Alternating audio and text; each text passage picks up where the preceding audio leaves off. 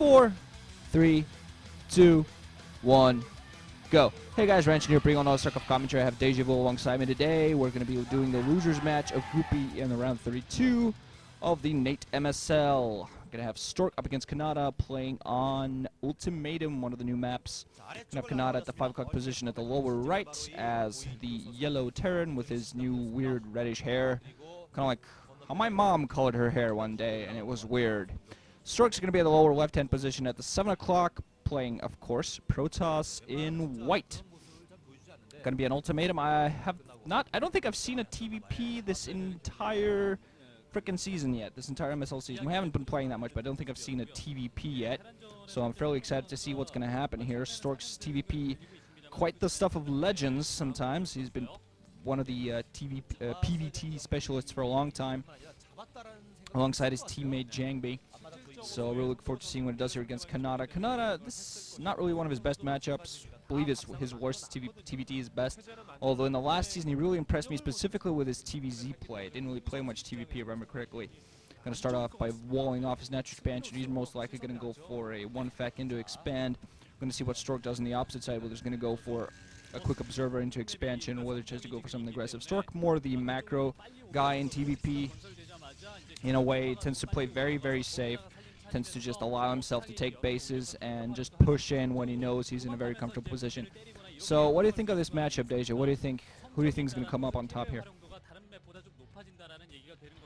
Well, it is PVT, and when Stork's involved, it's pretty hard to pick against Stork in a PVT. He is a beast when it comes to versus Terran. And like you said, I didn't actually think about it before, but you know what? All of this, the big three for Samsung Con, all three of them are ridiculously good against Terran. Jangby, Stork, and Firebat Hero. I think all of them are over 65% or something versus Terran, and that's absolutely ridiculous for 3 players on the same team. So I don't know if it's something in the Samsung Con Kool-Aid or Coach January or what, but that's pretty impressive that all 3 of them are that good versus Terran. But you haven't seen a TVP on this map. I have never seen this map before. I saw it when they first came out with the group selections and they were announcing the new maps. I saw it then, and I remember people saying that it was kind of hoping to nerf Zerg a little bit, help out Ire a little bit, and that's about it. I never actually got to see any games. I didn't see the first couple matches in this set either. But obviously, Stork lost to Stork lost to whoever, and Canata lost to whoever. So. Yeah, I mean, I gotta think that Stork will come ahead with this because it's a big game. It's still relatively early in the Star Leagues, and I for one hope that Stork wins because I don't want to. I would hate to see a Star League where Stork isn't there in like the final 8 or in the semifinals because he has such entertaining games. He does such a great job of just coming up with crazy builds, crazy awesome builds, and it's a lot of fun. And Stork may be faking here, pretending that he's at that base at the top right for Canata, but I don't think Kanata's falling for it. Yeah, it doesn't look like Kanata's falling for it at all. And also, Stork producing an initial Zealot, so that'll go towards the bottom right. Going to try and put a little bit of pressure on Canata as well. Going to see the wall in at the front door, and it looks like it should be a tight wall, and probably, yeah, and the Zealot there. I don't see much pressure happening there at all. So I expect that, like you said, Stork's going to have to go for a macro game. Going to have to maybe take a second and probably a quick third as well. And I think that actually is good for Stork. I think Stork likes his 3-base versus 2-base play PVT. I think it's a very strong situation for him. I think he does very, very well. And the bird toss also sometimes goes carriers off of 3-base, so that's another thing that Kanata's gonna have to watch out for. So, yeah, I kind of like how this game is working out so far for Stork, as long as he goes for those initial expansion and goes for that heavy macro play like you were talking about earlier. Yeah, just going to camp outside of Kanata's base for now. Put one single Dragoon there. Has one Dragoon in his ends of his base, trying to kill it freaking SV off. Still running around being all irritating. Actually going to send in a probe, try to mine out those minerals. Not that many minerals on that mineral field. Going to try to distract those Marines as he tries to mine this out. He will be able to mill through a Zealot if he manages to. Attacking a supply depot, was picking off those Marines with that one single Dragoon. Just being very aggressive here. Beautiful play here. Oh, going to get his probe through with a pylon. I think, yeah, did manage to get his probe through, although that instantly got killed. Although still doing a lot of damage. No repair. Where the SV is the supply depot. One single SV only repairing. Finally, 2 more SCVs coming in. Help repair the supply depot. No, Stork's going to finally be forced to move back.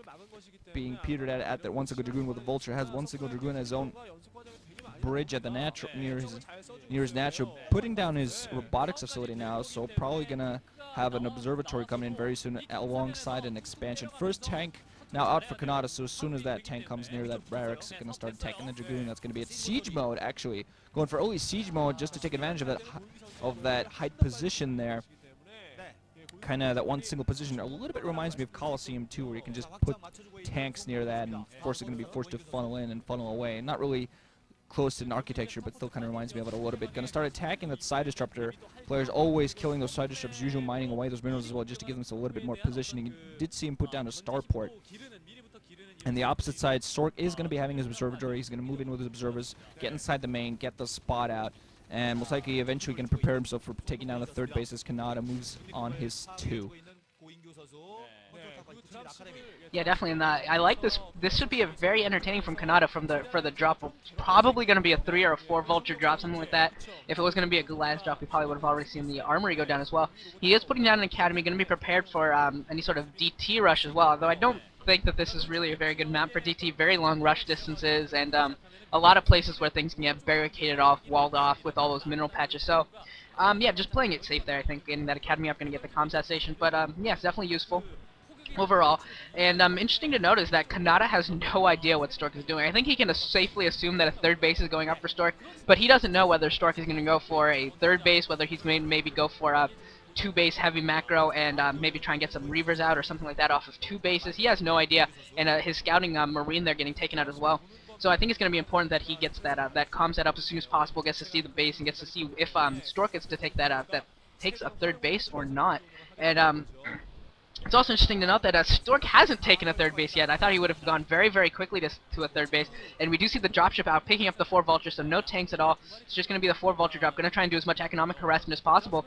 And I didn't get to see the Dragoon distribution, but the Dragoons do seem like they're on the low ground right now. And a shuttle also out for Stork as well, so we could be seeing countering dropship play essentially out of both players. And Stork actually seeing the control tower on the starport already, and so he should have a good idea that a drop is coming in here. There's really no other reason for the starport to be there. And Stork taking the, I don't know, is that an island base at the 9 o'clock? I assume so. You can confirm in a second, but I assume that that's an island expansion there. And Canata kind of delaying a little bit here with his dropship. Going to be able to, not even going to be able to stop that Nexus from going up. So with that dropship or with the shuttle, Stork should be able to retake that pretty easily, and another dropship being built as well. So I think Canata might actually be able to stop this third base from going up for a while until Stork can produce another observer and bring it over here and trying to bring in some more forces. But he's gonna have to be very, very careful with all these mines. And I think he actually got a double mine drag there and actually successfully defused 2 mines without taking any hits on his Dragoon. So that's very impressive. But this is very heavy micro play right now that Stork's being forced to use, and I don't know how effective he's going to be. And these vultures actually might get picked up and taken into the main. If they get taken into the main, that could be also very good for an economic harassment. A Wraith has also been produced to counter this shuttle. I also really love this play whenever Terrans go for, oh, but he is going to lose that dropship. I think with all 4 vultures in it, that's a big blow to him. Losing those 4 vultures, that's absolutely painful. But yeah, I do like the Wraith coming out because that'll really stop a lot of the shuttle play. That'll stop any sort of Reaver harassment